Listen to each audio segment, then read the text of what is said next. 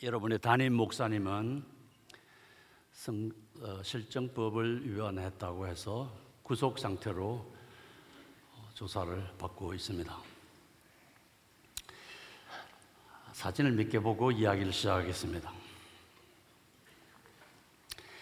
손현보 목사님은 부산에 유명한 학교가 하나 있죠. 고신대학교라고. 이 대학교에 신학과를 졸업하셨는데 그 설립자들이 이분들입니다. 1945년 8월 18일에 찍은 사진에 추록해가지고 그날 추록해서 바로 사진을 찍었고 평양 산정행교회 목사 사택 앞에서 찍었습니다. 이분들은 옥살이를 5년, 6년 한 사람들입니다. 다 법을 어기고 실정법을 어긴 이유로 감옥에서 옥살이를 했고, 특별히 국가가, 그 당시에 국가가, 일제가 국채변혁의제, 다시 말해 나라를 괴멸시키려고 하는 어마어마한 그런 죄명을 붙여서 이들을 옥살이 시켰습니다. 1946년에 이들이 부산에서 고신대학교, 지금의 그때는 고려신학교, 지금의 고신대학교와 고려신학대학원을 세웠습니다. 이 사진은 여러분의 목사님이 대학 과정에서 4년 동안 신학을 공부한 학교입니다. 늘 흥미롭게 듣는 것은 어떤 스님이 손 목사님의 신학 공부를 위해서 학비를 대줬다는 이야기 잘 듣고 있습니다. 그 다음 이분이 여기 학교를 졸업하고 고려신학대학원에 진학해서 3년 동안 신학 전문 대학원 훈련을 받았습니다. 다음 사진. 이 학교가 상당히 큰 규모인데 현재는 천안 삼거리 지역에 있습니다. 여러분, 이 학교가 무엇을 가르칠까요? 설교를 어떻게 하는 것인가? 설교자를 양성하는 학교입니다. 굉장히 힘든 훈련을 받습니다. 새벽기도부터 시작해가지고 열심히 공부하지 못하면 따라오지 못하는 그런 과정입니다. 자, 그 다음 이 사진은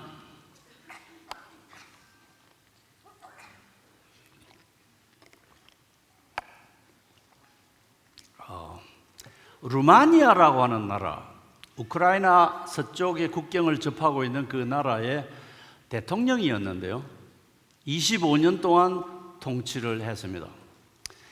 1972년에 북한을 방문하고 김일성 그 우상화 정책을 받아들여서 자기도 우상화 정책을 하고 김일성과 의형제를 맺었다는 소문이 있는데 사실인지는 모르겠습니다. 그 다음 사진. 많이 보던 아저씨죠, 한 분은. 이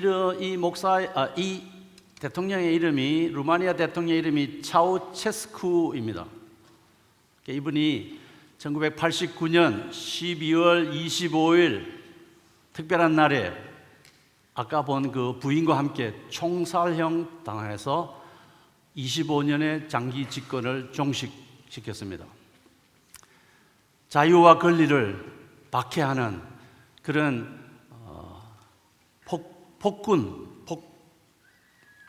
정치적 폭군으로 국민들이 의해서 총살형 당했어요.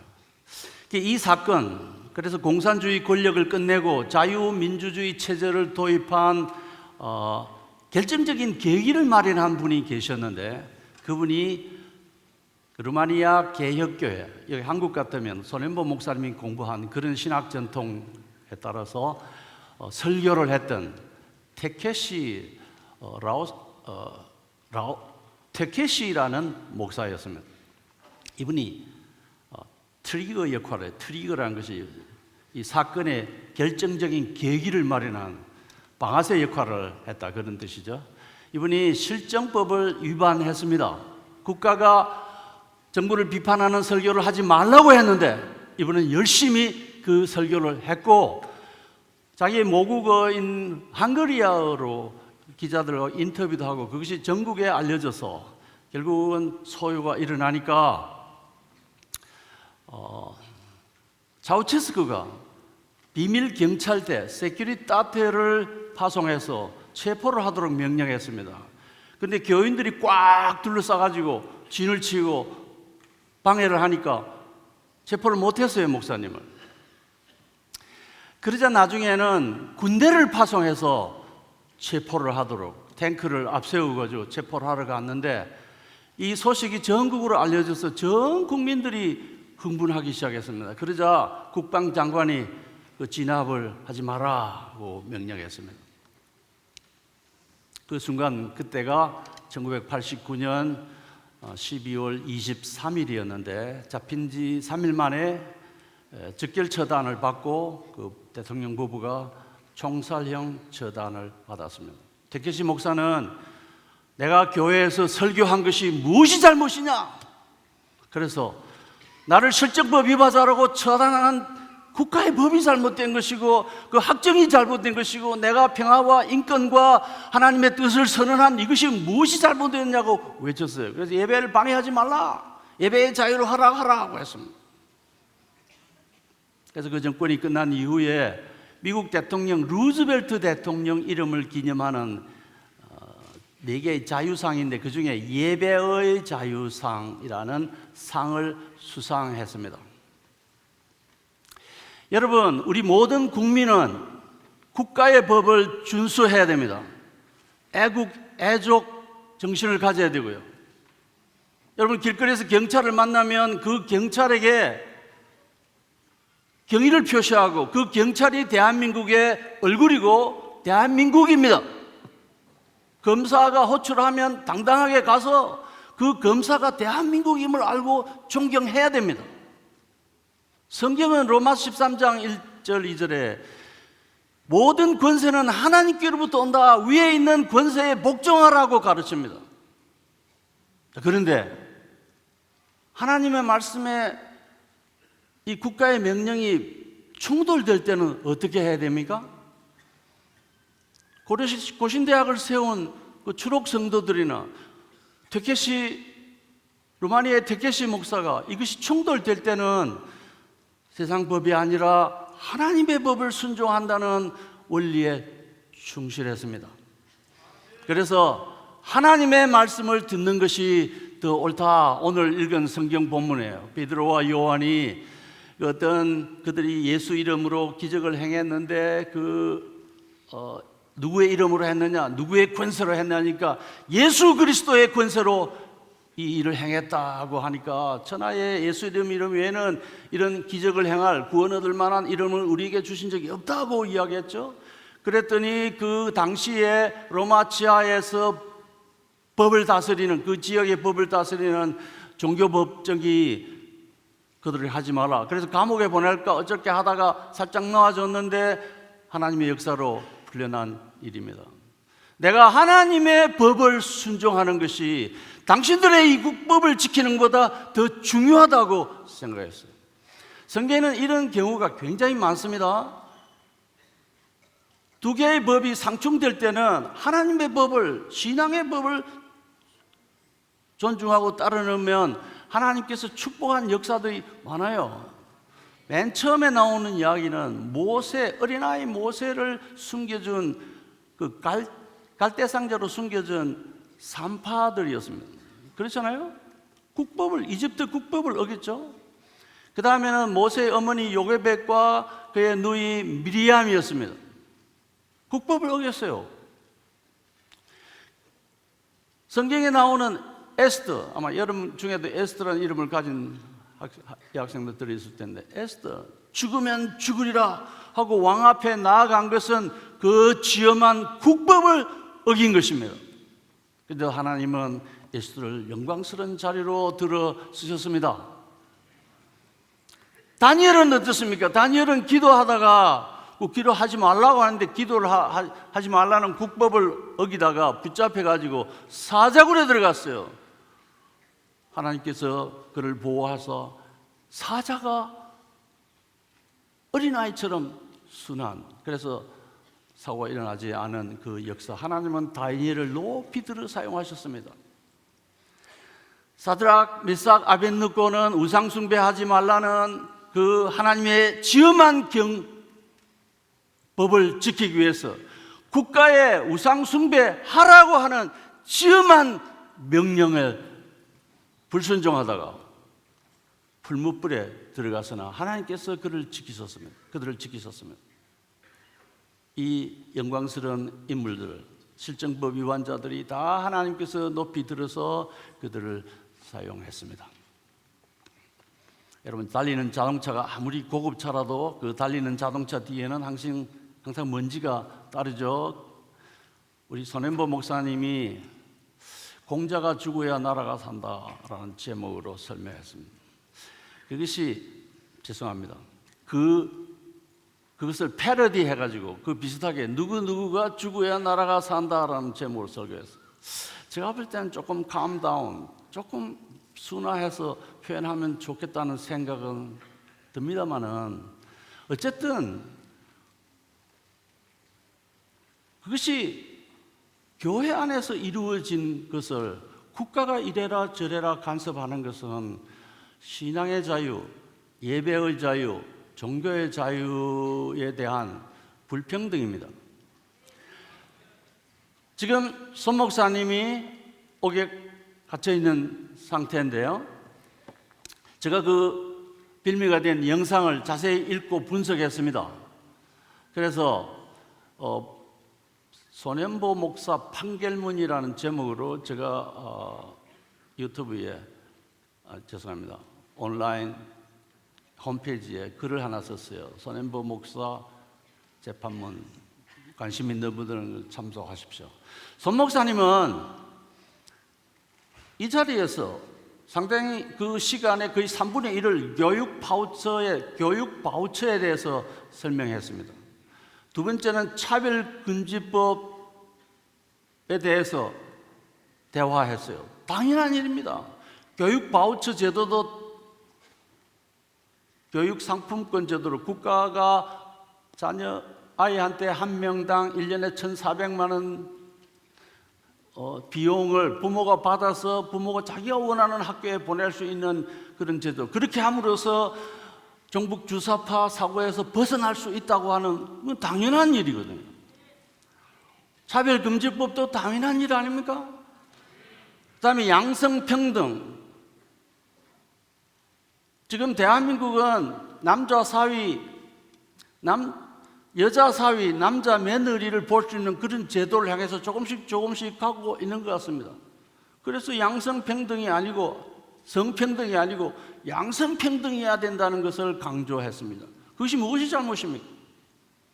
그 다음에는 좌파 세계관을 담은 학생 인권 조례법의 개정을 반대했는데 그것도 당연한 걸 하셨죠. 그 다음에 사회주의 종북 주사파 해직 교사들을 다시 채용해서는 안 된다고 하는 내용을 대담을 했어요. 당연합니다. 당연했다고 해서 그것을 문제 삼아서 지금 구속 상태로 조사를 받고 있습니다.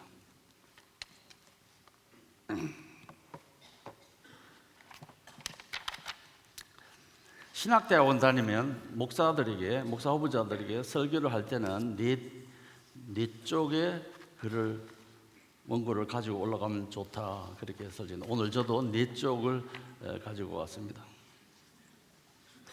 여러분, 명사를 초청해서 혹시 명사가 여기 오면 이 앞에 불러 모셔서 성경적인 가치관, 신앙 교육에 필요한 대담을 나누는 것은 예배의 일환입니다. 가치관을 제시하고 종교의 진리를 그 대담을 통해서 설득하려고 하는 것은 당연한 일입니다만, 그것이 이 선거법 차원에서 보면 이게 법적으로 조금 문제가 될 수도 있겠다, 이런 생각이 들어요. 설령 그것이 조금 저촉된다 합시다. 그러면 그 하위법, 공무원 선거법에 저촉이 되면 그것이 예배 중에 일어난 그거를 상위법인 종교의 자유, 기본권, 신앙의 자유, 언론의 자유, 양심의 자유에 위배될 때 이 두 개 중에 어떤 걸 따라서 판결해야 되겠습니까? 당연히 위에 있는 상위법에서 따라 판단하는 것은 마땅하죠. 제가 손혜범 목사 판결문이라는 글에 그런 내용들을 담고 있습니다. 하나님 우리 인간에게 두 개의 커다란 선물을 주셨습니다. 첫째는 권리이고 두 번째는 자유입니다. 권리를 인권이라기도 하고 주권이라고도 하는데 그것을 하나님께서 주셔서 이 땅에서 하나님의 자녀다운 삶을 살도록 만드셨어요. 우리나라 헌법에도 이것이 아주 명백하게 기술되어 있습니다. 이 법은 본래 모세 율법을 따라서 로마 제국의 법을 만든 유스티니우스 황제의 유스티니안 코덱스가 유럽 법의 모체였는데 미국 법도 이것에 증거해서 만들었어요. 그래서 그것을 한국에 이제 가져와서 한국어로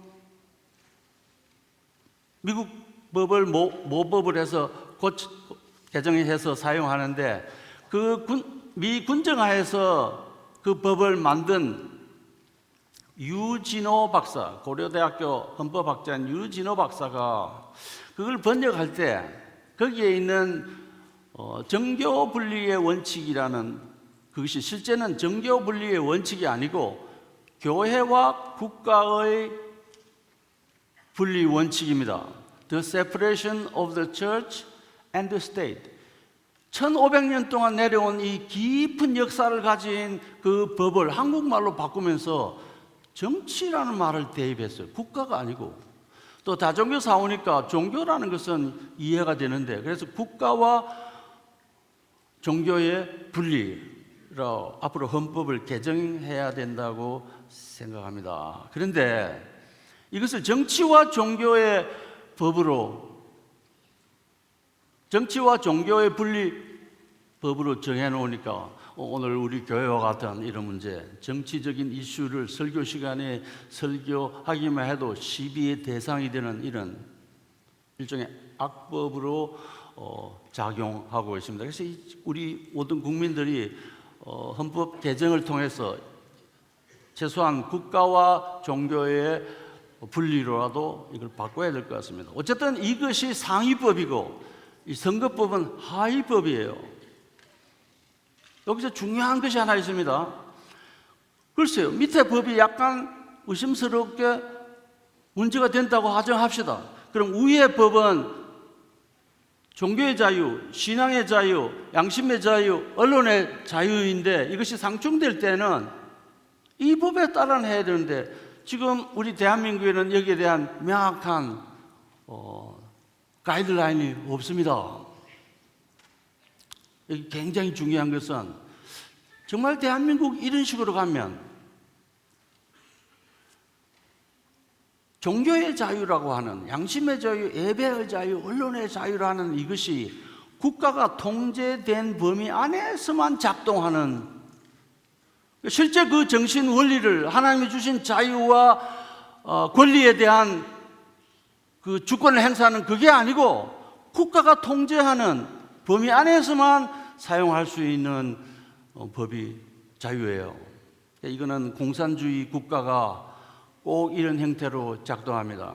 국가도 종교의 자유를 허락한다 그러죠. 그래서 통제하에서 극히 제한된 자유만 허락하지 않습니까? 대한민국도 이렇게 가다가 조금씩 계속 이 방향으로 가지 않는다는 보장이 어디 있습니까? 그래서 우리가 이런 걸 볼 때 이러다가는 결국 신앙의 자유, 종교의 자유가 와야 되고 제한받겠구나 의식을 가지고 이의제기를 해야 합니다. 목사는 정치적인 주제로 설교를 하는 것이 마땅한가요? 마땅하지 않은가요? 마르크스주의자들은 성경 본문과 아무 근거 없이 정치적인 주제의 설교를 계속합니다. 그저 거의 전체가 정치적인 주제의 설교입니다. 마르크스주의에 입장한 그런 정치적 설교는 해방신학, 민중신학자들이 하나의 그 주 메뉴처럼 계속 그것을 사용하고 있습니다. 그러나 성경을 하나님의 진리로 믿는 개혁교회 목사는 성경에 근거해서 성경이 말하는 것에 한해서 정치적인 주제를 설교합니다. 신학교 다닐 때 한 손에는 성경을 들고 한 손에는 신문을 들고 세상을 바라보면서 그 성경을 세상으로 대입하면서 무엇을 설교할까 하는 것을 고민하고 설교해야 된다고 배우죠. 하나님은 역대상 29장 11절에 보면 천지에 있는 모든 것이 하나님의 것이라고 말합니다. 여러분, 그 천지에 있는 모든 것 안에는 국가도 포함되고 종교도 포함되고 정치도 포함되고 입법부, 사법부, 행정부도 포함돼요. 그것이 하나님과 무관한 단체가 아닙니다. 그렇긴데 설교자가 그 주제에 대해서 설교하는 것은 전혀 잘못이 아닙니다.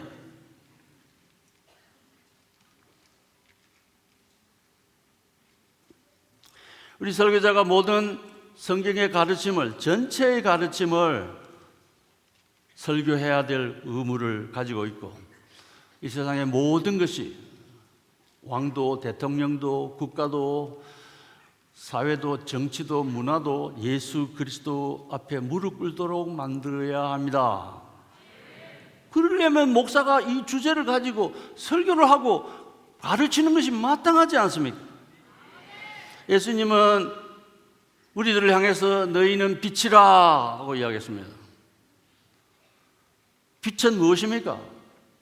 어두움을 밝히는 것이고, 세상은 어둡지만은 그 세상을 바치는 빛이 되려고 하면 그 어두움이 어떤 것인가를 알아야 되고, 어디에 어두움이 있든가, 어느 정도의 어두운가를 간파해서 충실하게 가르쳐야 할 의무가 있습니다.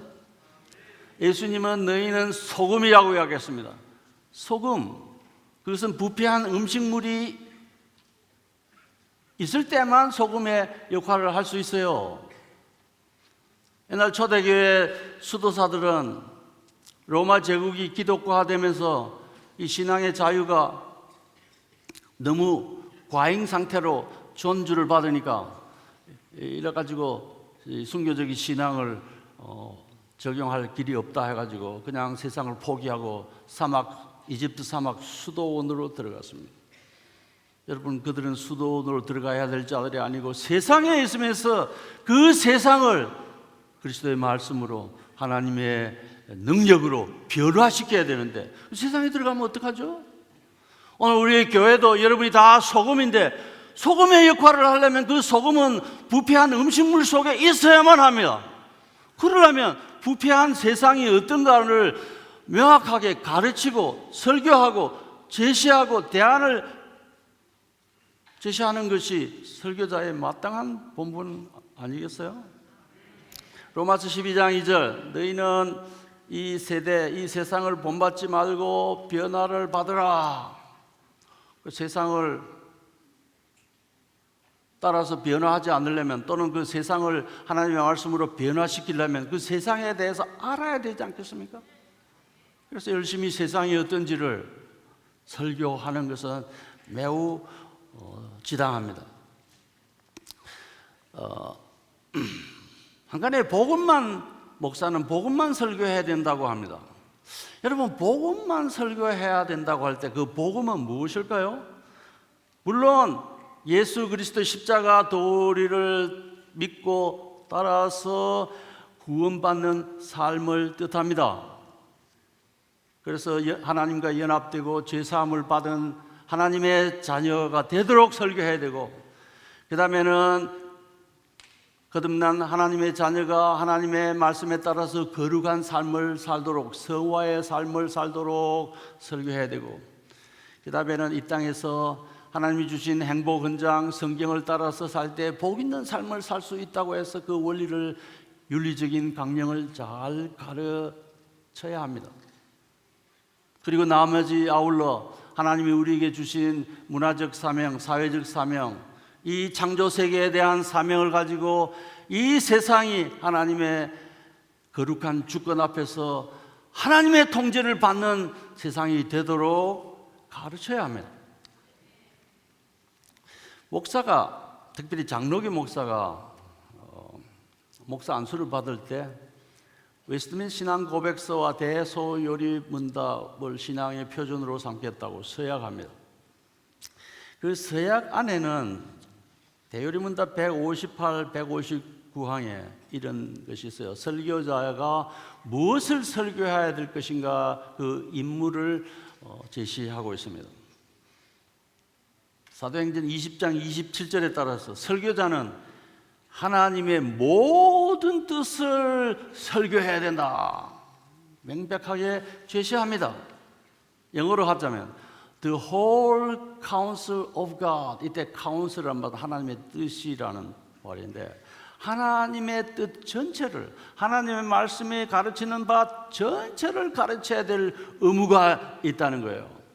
십자가 도리만 계속 이야기해서도 안 되고, 사회적인 문제만 계속 이야기해서도 안 되고, 하나님의 말씀 전체를 진실하게 잘 가르쳐야 된다는 것입니다. 하나님의 말씀 안에는 분명히 우리가 국가에 대해서, 또 사회에 대해서, 정치에 대해서 언급해야 될 소지를 담고 있습니다. 제가 1970년대 중반에 미국에 공부를 하러 갔는데요, 전도 폭발이라는 프로그램을 개발한 제임스 케네디 목사님이 그 당시 기술로는 텔레비전 방송 시간을 사서 그 주일날 설교한 걸 계속 내보내더라고요. 제가 그 설교를 열심히 들었습니다. 그런데 계속 몇 주간을 무슨 설교를 하냐면 공산주의 설교를 하더라고요. 공산주의의 실체를 밝히는 설교를 했습니다. 그래서 목사도 저런 이데올로기에 관한 설교를 해야 되는구나 하는 것을 제가 깨달았어요. 지당한 이야기입니다. 여러분, 성경에는 이 세상과 관련된 여러 가지를 언급하고 있고요,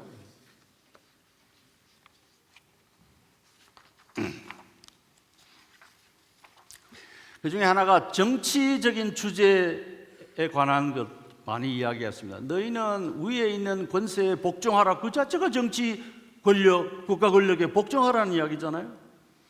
여러분, 우리 삶의 정치라는 것은, 국가의 영향이라는 것은 매우 심대합니다. 우리 삶의 그 어느 것 하나도 정치와 무관한 것은 없다고 봐야 됩니다. 생명과 윤리 관련 주제들, 생명 존중과 보호, 낙태 반대, 안락사 반대, 국민의 정당 방어권, 사형제 관련 이슈, 차별금지법, 은하문화 배경, 이런 것들 국가와 관련되어 있어요. 그래서 목사는 이런 것들에 대해서 설교를 해야 됩니다. 두 번째는 결혼과 가족 관련 주제들, 결혼을 한 남자와 한 여자의 결합으로 규정하는 것. 지금 세대가 어떻게 돌아가냐면, 결혼은 한 남자와 한 여자의 결합이 아니고 그냥 두 사람 간에, 남자든 여자든 두 사람 간의 결합으로 규정하는 그런 법이 영국에서, 유럽에서 많은 국가들이 그걸 수용하고 있습니다. 교회도 그런 걸 따라가고 있습니다. 그래서 아까 말씀드린 대로 남과 며느리, 여자 사위를 보는 그런 시대가 되었는데, 성경은 아주 명백하게 이것을 죄로 규정하고, 그렇게 되면 인류의 대각권이고 하나님의 창조 질서에 위배된다는 것을 말하고 있습니다. 일부 다처제 반대, 결혼과 가족의 중요성 강조, 자녀 출산과 양육, 장려, 훈육과 체벌에 대해서 목사가 설교를 해야 합니다.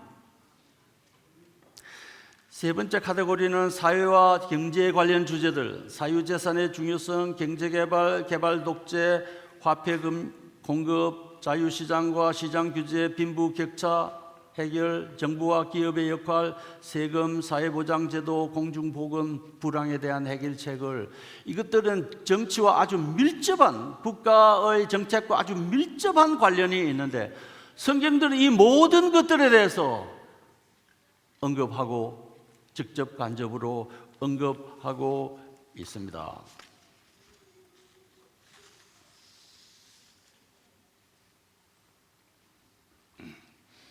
제가 약을 하나를 먹었더니 입이 조금 마릅니다.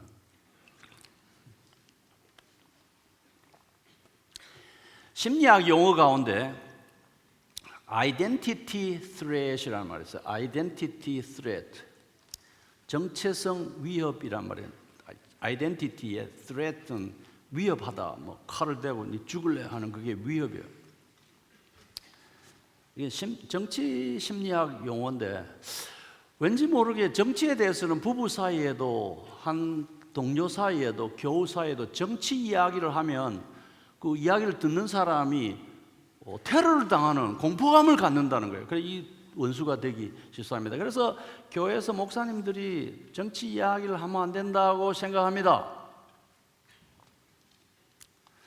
분당에 있는 지아무개 교회는 목장 교회 코이노니아 언약이란 걸 만들어 가지고 그 안에 조항이 그 교우들 사이에 정치 모이면 정치 이야기를 하지 마라, 정치 주제를 이야기하지 말고 정치인에 대해서 이름도 언급하지 말라고 하면서 서약을 한다고요. 연 4회 서약을 한다고 합니다. 지금 많은 교회들이 그 공산주의, 사회주의 이야기하면 그건 그런 정치 이야기는 하지 말라고 합니다. 여러분, 공산주의가 정치 이야기입니까? 그렇죠. 정치 이야기는 한데 그걸 우리가 안 해야 됩니까? 우리나라가 사회주의화되고 공산주의화되면 우리 신앙, 하나님이 주신 자유와 권리를 행사할 수 있는 길은 막히는데 그래도 우리가 입 다물고 가만히 있어야 됩니까? 요즘 사람들이 이야기합니다. 요즘 공산주의 국가가 어디 있느냐? 요즘 공산주의가 어디 있냐? 간첩이 어디 있냐? 대한민국에 무슨 간첩이 있단 말이냐? 공산주의 포비아를 버려라. 반공 이데올로기를 버려라. 빨갱이 컴플렉스를 쓰레기통에 집어넣으라고 이야기합니다. 정말 우리가 이런 것들을 걱정 안 해도 될 만큼 우리나라는 안전한 국가인가요? 기독교인들은 국가가, 위정자나 정치 권력이 무언가를 잘못할 때는 거기 저항해야 됩니다. 그것이 하나님의 원리입니다. 그럼 국가가 뭘 할 때 저항해야 되느냐고요? 중구난방 아무거나 저항할 게 아니라 이렇습니다. 첫째는 국가의 정책이 또 위정자가 하나님의 말씀에 위배되는 것을 명령할 때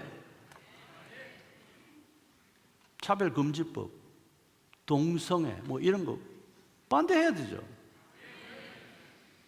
두 번째는 국민의 생활과 안녕, 복지를 심대하게 위협할 때 저항해야 됩니다. 세 번째는 기독교 신앙을 말살하는 정책을 펼칠 때, 지금 당장은 말살하지 않지만 이게 조금 발전하면 결국 말살하는 거로 끝날 때 초기부터 저항해야 됩니다. 네 번째는 국가의 정체성을 부정할 때, 다섯 번째는 지금 대한민국의 국가의 정체성은 자유민주주의라고 하는 것이 대한민국의 정체성인데 이것을 부정할 때, 다섯 번째는 특정인에게 특혜를 베풀어주고 법이 만인한테 동등한 게 아니라 어떤 특별한 사람들은 그 법의 저촉을 안 받도록 하는 제조. 그래서 바람이 불기도 전에 풀들이 들어눕는다는 그런 속담이죠. 왜 법은 공평해야 되는데 특정인에 대해서는 관대하고 부당하게 집행합니까? 그것이 대통령만 아니라 설령 사법부가 그런 일을 하더라도 그것은 잘못됐기 때문에 당당하게 저항하는 목소리를 외쳐야 합니다. 여섯 번째, 국가를 존망의 기로로 몰고 갈 때 정치 권력과 정치권과 위정자와 행정부, 입법부, 사법부가 이런 국가를 존망으로 몰고 가는 이런 일을 할 때 우리 기독교인들, 모든 국민들은 저항해야 된다는 거예요. 제가 다시 말합니다. 우리 모든 기독교인들이 국법을 존중해야 됩니다. 국가에 대한 예의를 갖춰야 됩니다. 여러분, 앞에 경찰이 가면 그 경찰이 대한민국을 상징하는 사람이라고 예의를 표하고, 교통경찰이 여러분을 잡으면 순순히 응해야 돼요. 옛날에는 그 경찰서 들어가서 경찰서를 불태우는 그런 일이 있었는데, 남포동에서도 이랬어요. 와, 그거는 대한민국 국가를 부정하는 겁니다. 그러나 하나님의 법과 국가의 법이 상충할 때는 어떤 걸 따라야 돼요? 하나님의 법을 따라요. 오늘 그것이 사도행전 4장 19절에서 21절 우리가 읽은 그 본문의 내용입니다. 하지 마라. 아니야. 우리는 하나님의 법을 따르겠다. 여러분, 선지자 없는 나라는 망합니다. 하나님은 설교자를 세워서 이 나라를 복되게 하십니다. 성경은 행복 헌장입니다. 이 말씀 따라가면 우리가 행복하게 살 수 있습니다. 분당에 있는 어느 교회 목사님이, 큰 교회 목사님인데 이런 설교를 하더라고요. 나는 마음에 좌파 우파 하나를 지지하지만 이걸 교인들에게 표현하지는 않겠다. 왜냐하면 교인들 중에는 좌파도 있고 우파도 있기 때문이다 라고 했습니다. 여러분, 좌로나 우로나 좌우로나 치우치지 말라고 한 것은 여호수아 23장 6절 등 3번 나오는 구절인데, 그 말씀은 모세의 율법에 기준해서 거기서 좌로나 우로나 치우치지 말라는 말입니다. 따라서 목사는 어떤 경우에는 좌의 이야기를 할 수도 있고 어떤 경우는 우의 이야기도 할 수 있어요. 좌가 잘못되면 우가 옳다고 말하고 우가 잘못되면 좌가 옳다고도 이야기할 수 있어야 됩니다. 그래서 개혁교회 목사는 절대로 정치와 관련해서 좌로나 우로나 좌로나 치우치지 않아야 된다라고 설교하지 않습니다. 설교는 정치와 배타적이지 않습니다. 설교는 국가와도 배타적이지 않습니다. 제가 1993년 암스테르담에서 모이는 국제 개혁교회 신학자 컨그레스 대회 총회에 참석했습니다. 아마 그때가 손인범 목사님이 고려신학대학원에 입학을 했을 무렵입니다. 그래서 3년을 공부했는데 제가 1989년에 이 학교에 3월 1일부터 교수로 시작했습니다. 1993년도에 네덜란드 암스테르담 부근에 모여서 회의를 하는 중에 거기 있는 개혁교회, 네덜란드는 교회 전체가 거의 개혁교회입니다. 개혁교회 신학대학이 있었어요. 그 신학대학에 초대를 받았습니다. 그 장소가 고궁이 있는, 궁전이 있었던 알펜도른이라는 곳이었는데, 알펜도른에 초대받아서 마리스라는 교장의 지도를 받았습니다. 우리 한국에서는 신학교장을 총장이라고 부르죠. 그런데 그 선배 총장 가운데, 교장 가운데 페일르마라고 하는 교수가 있습니다. 페일르마. 그 교수가 이 학교에 교수로 활동하면서 1972년에 네덜란드 개혁교회 총회로 하여금 이 정치 주제에 관해서 설교할 수 있느냐 없느냐는 그것과 관련한 선언문을 채택하도록 했습니다.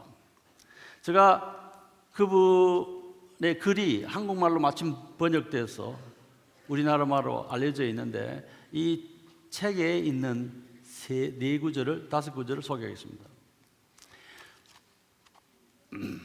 시작의 말이 있습니다. 교회는 우리나라와 세계에서 벌어지는 중차대한 정치적 변화들 속에서 하나님의 요구와 약속을 분명히 설교해야 된다.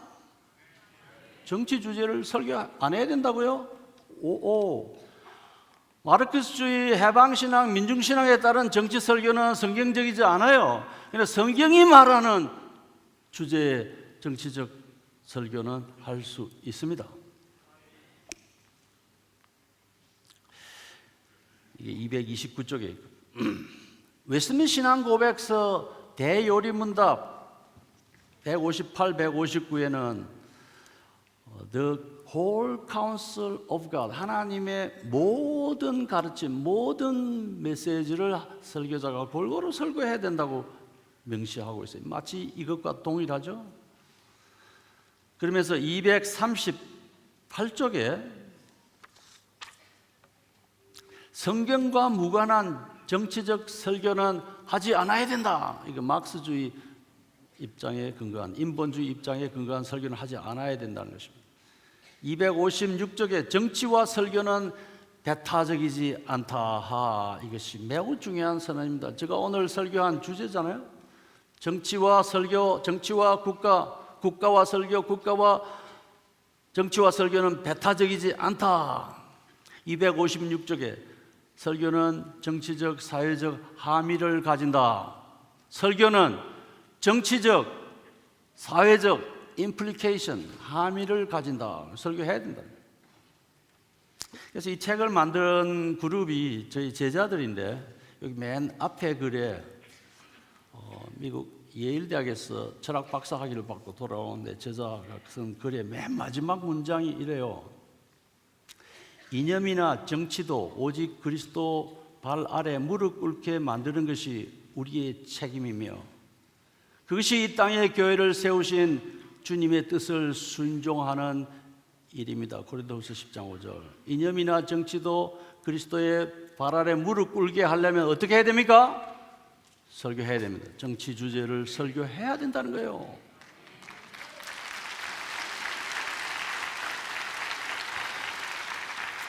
이제 말씀을 맺습니다. 우리 세계로 교회의 사명, 제가 보기에 북법과 하나님의 법이 충돌할 때는 어느 법을 따라야 된다고요? 하나님의 법을 따라야 된다. 그렇지 않은 한 국법을 잘 지켜야 돼. 우리 애국자 돼야 되고 법치주의 국가의 시민답게 살아가야 됩니다.